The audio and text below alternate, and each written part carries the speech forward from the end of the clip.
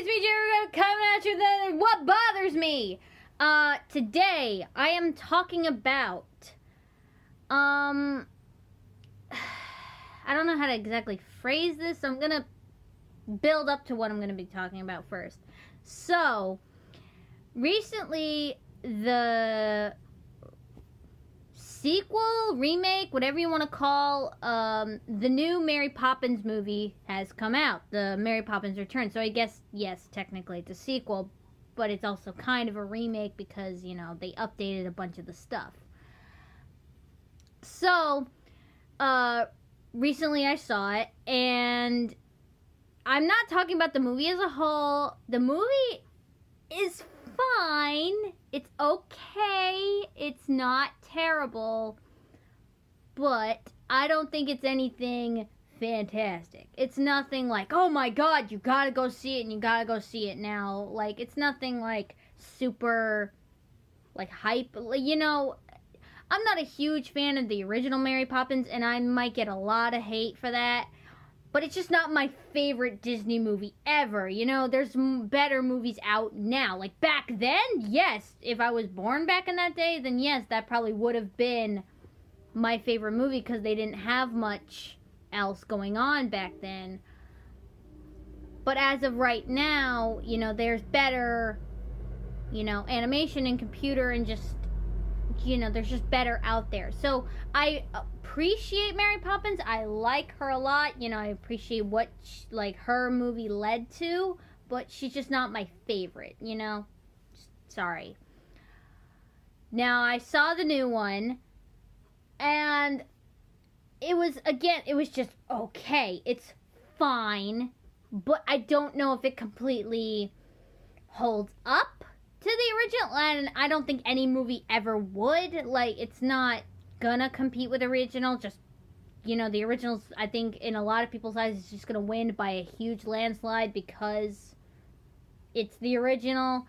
You know, I don't think the new one has a similar catch to it, and what I mean by that is that, you know, the old one, or the original, it's over 50 or so. It's over 50 something years old, and we're still quoting it today. Like, everybody still knows about supercalifragilisticexpialidocious. Everybody knows a spoonful of sugar.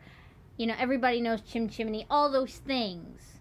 You know, we're still quoting that how many years later? I don't know if I see people quoting this movie like 50 years from today. Maybe we'll see. Maybe I'm wrong, but I don't know. But that's not what I'm talking about. What I'm talking about overall is plot. Now, I'm not specifically pointing out that Mary Poppins Returns is the only movie that has done this with their plot, but I'm using it as a platform because it's the most recent movie that has used this for its plot. Now, what I'm talking about is, you ever see a movie and, or even if it's whether it's a series of movies or just one movie, you ever see how, like, sometimes they make things happen?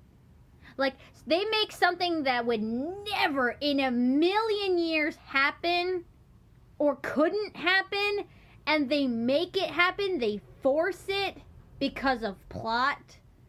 I hate, and I mean hate with just a deep dislike. I really don't like it when a movie makes things just magically happen because of plot.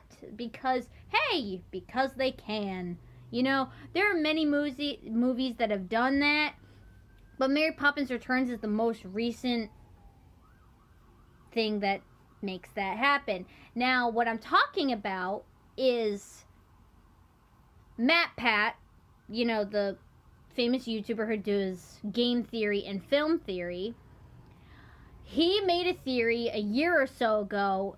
What would have happened if Michael from the original Mary Poppins did... Sorry, my hair is like all in my face. There we go. What would have happened if Michael from the original put those two, what are called tuppence, in Britain, money back then, what would have happened if he listened to his dad and put that money in the bank. Now, he was told that if he put that money in the bank, that money would gain interest. So those 2 tuppence would gain another 2 tuppence. So he would gain the interest. He would gain more money, and it would keep going the longer he kept it in the bank. But that's not necessarily what would have happened.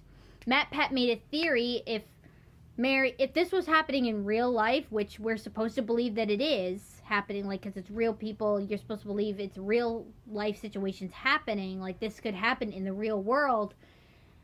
What would have happened if would he have gained that money? And the theory said no. If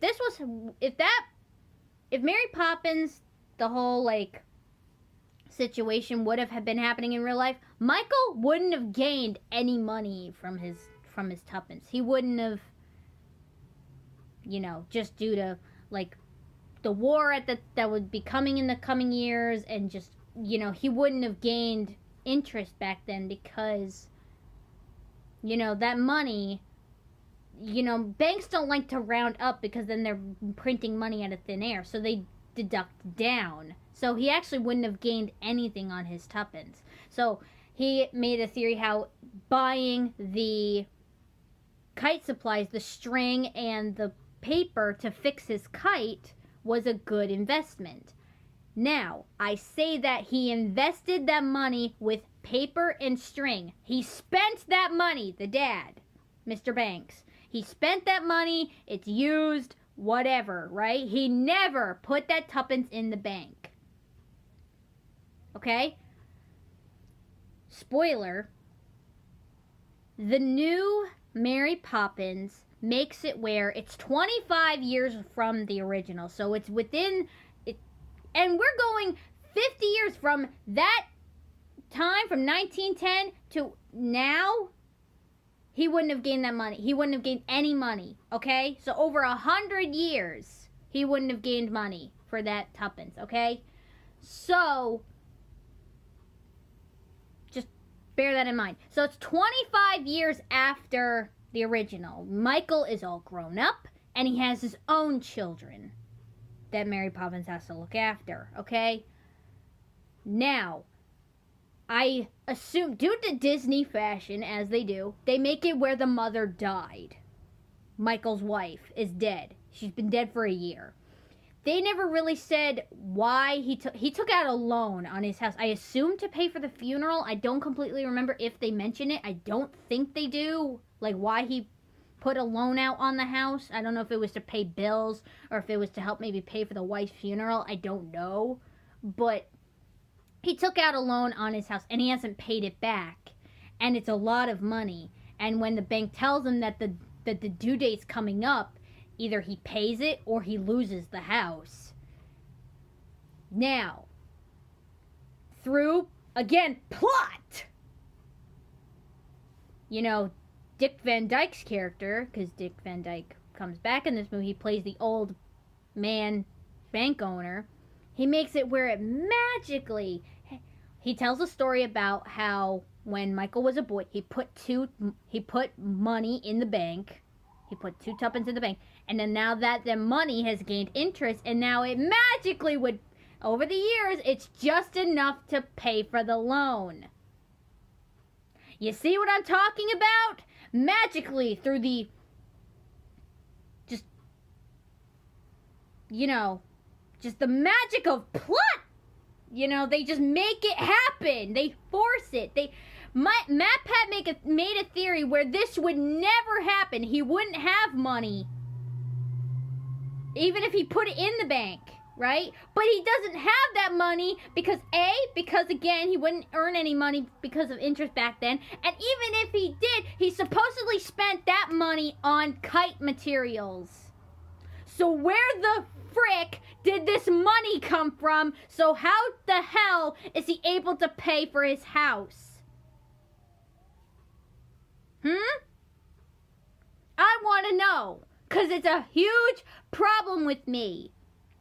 See, I might be overanalyzing, but sometimes the smallest details about movies bother me so much. I feel like there's, there's 3 kinds of movies. There's ones that explain it perfectly, which you get very rare of. Or there's the main kind of 2. You either under-explain and movies suffer because you don't explain enough, or you over-explain, but then that movie, again, suffers because you're over-explaining, but then you don't include other things that you said about.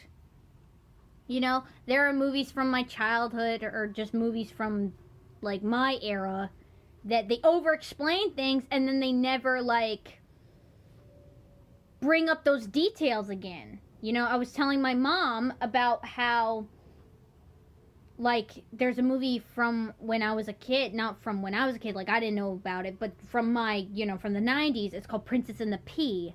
Now, they explain about how the reign of the kingdom will fall at the reign of the 18th king, which is supposed to be the older brother known as Prince Laird, but then it ends up being the younger brother Heath. And then that whole 18th king's bit makes no sense and they never bring it up again. So why even put it in there? And then even if you use, like, modern movies, even if, like, you know, I use this one a lot, the 2018's movie Zombie from Disney. You know, for perfect use for Disney, because we're talking about Disney.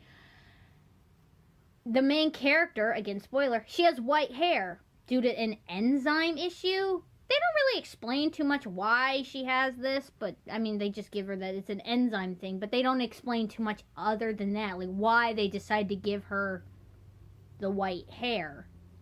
You could have made it where she's immune, she's the cure, she's, like, maybe an ancestor, like, maybe she's a mixture of the human and the zombie, and it makes that weird side effect, but they use none of those, and then it's never really brought up again why she has white hair. They're just like, hey, it's a thing, and they just made it an oddity so she could compare with the zombies, like, hey, I'm different too. That's not enough for me, okay? You put this in here, you have to have a reason other than that, okay? So this movie kind of does the same thing. They just make it for plot reasons. Like, that's not enough. You can't just magically force things to happen because because the plot calls for it. Like, it's similar to when movies make it where 2 people will just magically fall in love for no reason. And sometimes the characters will just know each other for like 10 minutes. It's like, yeah, I love you now. Like, no. You never showed any interest in this person. The whole movie, all of a sudden, 10 minutes before the end, they're like, we love each other. No! Don't. There's only one major explanation that I could think of when they do this is that maybe they're in the middle of making the movie, and sometimes they either have a ending they have, or maybe they don't, but whatever. They're in the middle of making the movie, and then they realize, oh crap, we have to premiere it in a week. We gotta scramble this up. We gotta get it together. So they either scrap a bunch of stuff for the end they had, and then they just splooge it all together, and then they're like, here, and then the movie suffers for it. And that's sad, because a movie like Zombies could have been very good. But the end and the lack of explanation, or the over-explanation, and stuff not connecting to one another, makes it suffer, at least in my eyes. So, with Mary Poppins Returns, they do the same thing. Where the hell did this money come from for him to magically be able to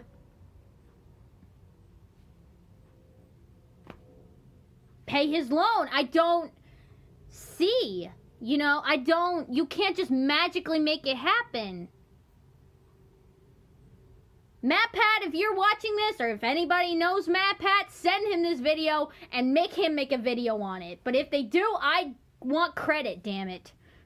Because it's a huge for me, it's a huge problem. You can't just make stuff, you can't just pull stuff out of thin air and be like, yeah, because it's not yes, Mary Poppins is a fantasy world. And with a fantasy world, sometimes there is no answer. Sometimes it's just, oh, it's magic, quoting The Odd Ones Out from his review on the Dark Crystal. But he has a point. Sometimes it's just, oh, it's magic. But with the real people scenarios, with the real people interactions, with the real physical, hey, this is happening, you can't just be like, oh yeah, it's magic. No, the magic has nothing to do with him paying his loan. Unless they want you to believe that maybe Mary Poppins did that too, but they never indicated that that was the case. They made it where the bank said, hey, when he was a boy, he put money in the bank and now it gained interest. But we've been proven that it wouldn't have. So where the hell did this money come from? I don't know. But movie developers, if you're watching, please, when you make a movie, make sure the plot A, makes sense, and B, make sure, like, don't try to force things. Don't try to force things last minute. Yes, you might have to take some time, be like, okay, we have to push the debut date a few minutes or a few days, you know, from where we said, but hey, you'd gain more of a, like, you'd get more of a better movie out of it. Yes, you might lose your money by pushing the debut day back, but it's like, to me, it would make you more money because the movie makes sense, and then people like me and people who are theories wouldn't have to deal with this and tell you your mistake after, and then you have to clean up your own mess. I'm trying to help you out, movie developer, okay? So that's it, okay? Just don't try to force things for plot because, hey, because they should, because they can. Don't do it like that, you know? If you want to make two characters end up together magically, that's fine. But do it where the relationship is, like, developed, and make sure when it's something like this with Mary Poppins Returns, make it make sense. Either make it like how I said, make it where Mary Poppins made the money, or there was... make it a different instance where he put money in the bank, but even still, make it make sense, because to me, there's a huge, like, am I missing something here? Like, what? But that's it. That's all I have to say. That wraps up this video. If you have any suggestions of what you want to hear me talk about, write down in the comments, like and subscribe, and I'll see you all in the next video. Bye!